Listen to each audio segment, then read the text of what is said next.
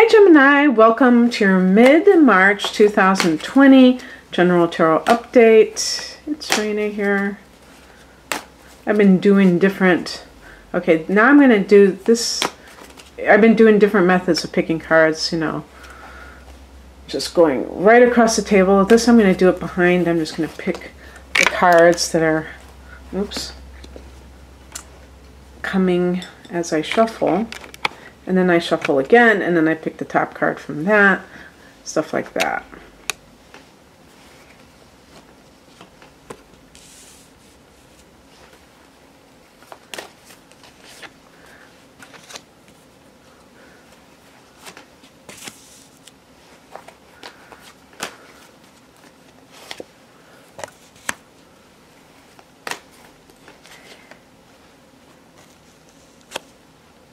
Pick an additional card.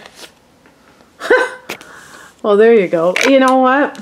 It's funny because I could have easily left it at the Five of Cups. It's not thinking, oh, well, it's negative. Maybe a little bit, and I just want a resolution that is more uplifting. But the thing is that it really kind of...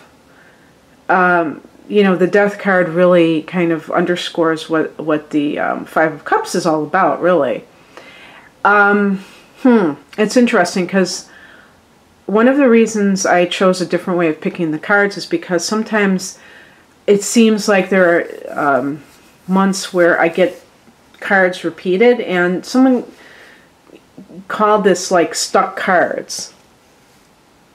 So, you know, there's a sense of like there maybe in some cases there's a theme that's for the collective where a lot of people are going through some of the same things. I don't know.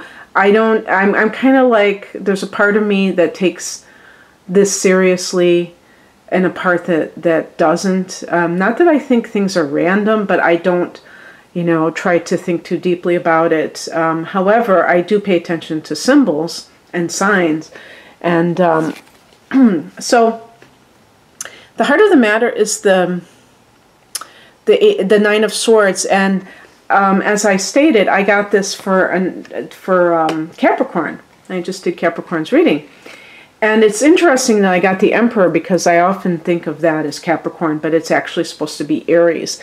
The Nine of Swords can be a feeling of anxiety, and I am not a Gemini, I'm a Sagittarius, and I remember a few days ago waking up with this kind of an anxiety, like a free-floating anxiety that I don't normally have.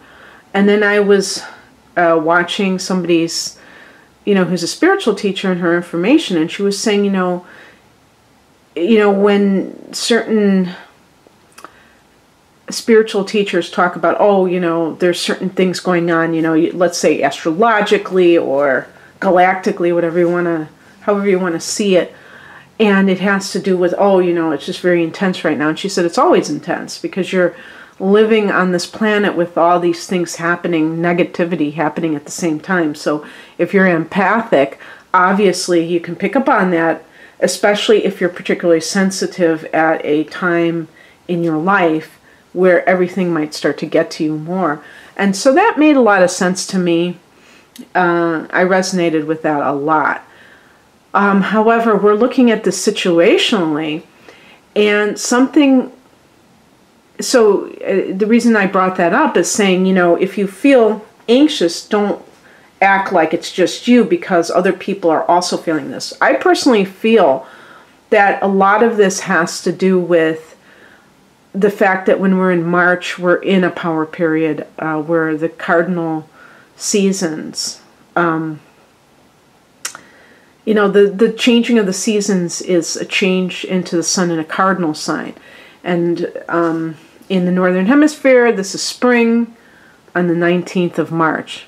And even though it isn't the 19th of March, as I record this, it's only the 9th. It is the full moon, though, so there you go. There's heightened awareness.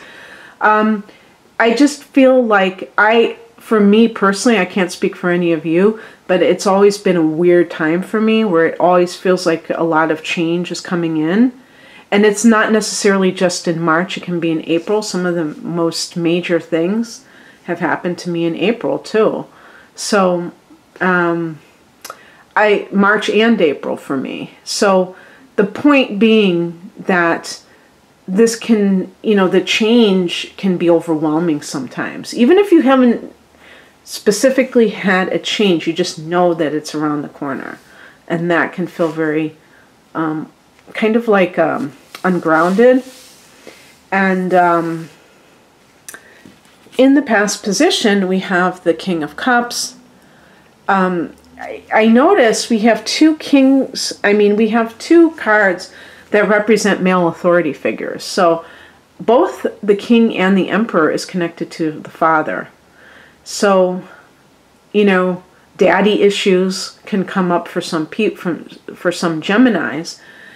And this can also be in the form of the person that you're with. Most of the people watching this are going to be women, and most of you are going to be heterosexual women who are dealing with men in your personal life. If that's the case, you may have gotten together with somebody thinking that they were very understanding, and now you feel trapped. Now, there are two possibilities. Either the person was pretending to be sensitive and understand you, or they are, but you realize that they're still, you're not in love with this person. That's one of the things that doesn't get mentioned nearly enough, is that you can be with somebody who is very kind to you, very good to you, and still feel trapped and still feel anxious that you are in this situation. And that almost is more torturous, because you don't even have the ability to hate the person. At least if you hate them, I don't like the word hate, but I'm just using that to be dramatic. But if you do hate the person, it may feel freeing to you that you're able to kind of like get them out of your life. So that can feel very frustrating, that you don't want to hurt this person. But if somebody kind of like insinuated themselves into your life by pretending to be all-knowing, totally understanding of you, and then they kind of turned into the Emperor, which is kind of a control freak, then I can understand why you'd feel anxious. The higher message is the Emperor, and this is that this type of person you cannot appease, because that is not that's not what they're after. They're after control. And they may try to make it all about you, but you're the one that holds the key to this. And the Emperor is about power. So it's like your personal power and your ability to not allow anybody else to dictate to you anything. If this is a work situation, you may feel like your hands are tied, and I always say that line from the Eagles when they say, so oftentimes it happens that we live our lives in chains, this kind of rope, but same thing, and we never even know we have the key.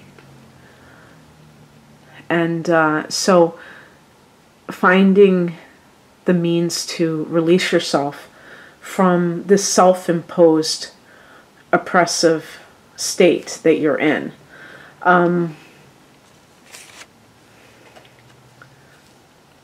What crosses you is the Four of Wands.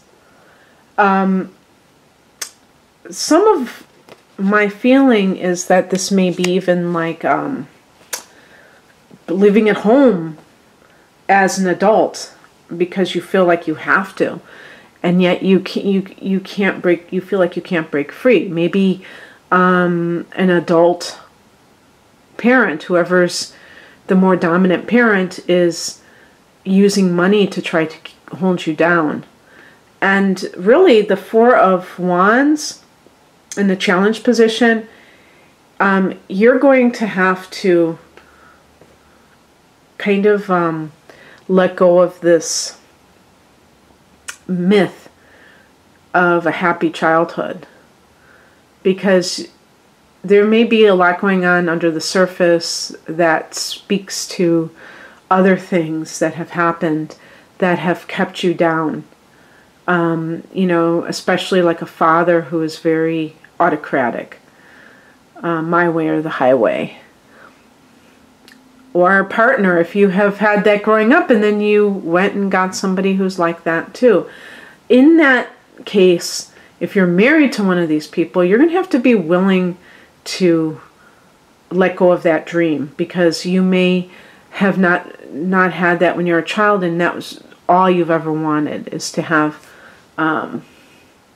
this kind of perfect home life, and it just hasn't happened for you. And part of it is because you're overreacting to not having it when you're a child, that you are overemphasizing in your life. You're pinning everything on it, when it can never be. It's like, you know, this lost world or something that can never be, like this lost golden age that never was to begin with. You hold the key, the Magician card. You don't need, you might think, oh no, I have to have X amount of money in the bank, I have to do this and that, and you're making excuses on why you have to continue to be stuck. And you will keep making those excuses until you are tired enough of how you feel that you really want to feel different. And it'll be a glorious day when that happens, because you'll know that it's something that's been a long time coming. And you're going to feel like you got out of prison. The Magician card in general, I mean, if this is a work situation, the Magician card is about making your own luck. You can do this. You don't need the perfect references. You don't need to have all this money. There's something that a Gemini can do. As a matter of fact, Gemini people tend to be very versatile. And even just in terms of knowledge, you might make a great consultant, and you might not need one red cent to do anything about it, because you have all this knowledge that you can monetize. That's helpful. That's helpful for navigating this world. And all you have to do is let people know that they can pick your brain. The outcome, this was the first card I got, the Five of Cups, mourning the loss of something, and then I picked an additional card and I got the Death card. Now, what I was trying to say is that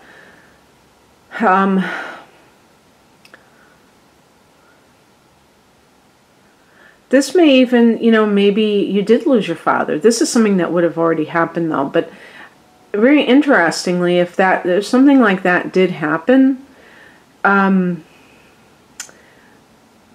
it may be that you had a false image of him, Gemini, and you painted him out to be the King of Cups, and he was really more like the Emperor. And you didn't really acknowledge that, because there's pain associated with that. Five of Cups may be grieving the loss of somebody, but also grieving the loss of a dream. So whether this is a relationship that couldn't give you the domestic bliss that you're looking for, or whether this is something from family member crossing over, and that feeling of grief just for the mere fact of that, but also really seeing that person's impact on your life and saying, wow, this was a tough relationship. This wasn't as idyllic as I made it out to be.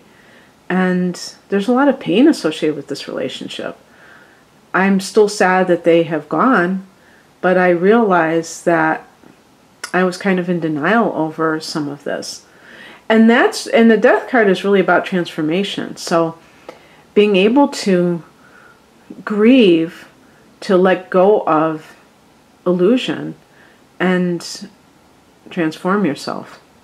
Okay, that's what I have for you, Gemini, and I hope that some of that made sense, resonated. If you'd like a personal reading, the link is below. Take care. Bye.